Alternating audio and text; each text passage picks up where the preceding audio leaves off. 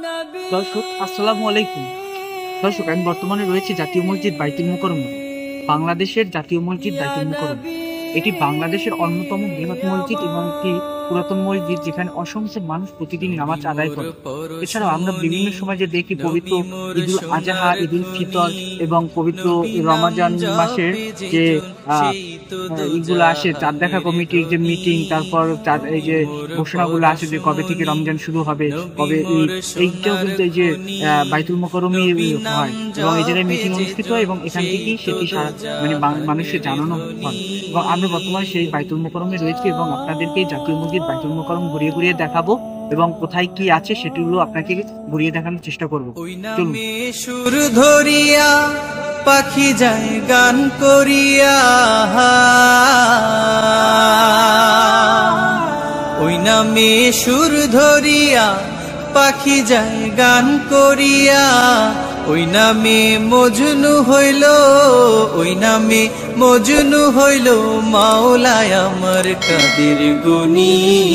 নবী মোর পরশমণি, নবী মোর সোনার খনি, নবী নাম জপে যেজন সেই তো দোজাহানের ধ্বনি।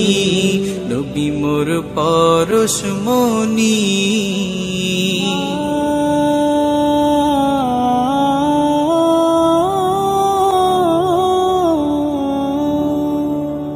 ওই নামে মধু মাখা, ওই নামে জাদু রাখা,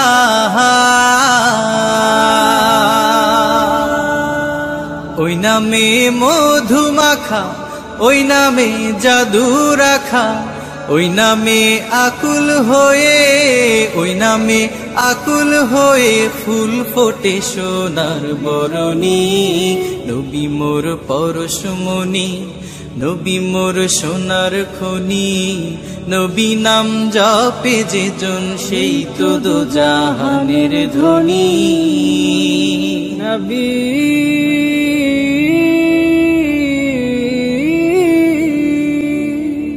নিদানে আখেরাতে তরাইতে পুলসিরাতে,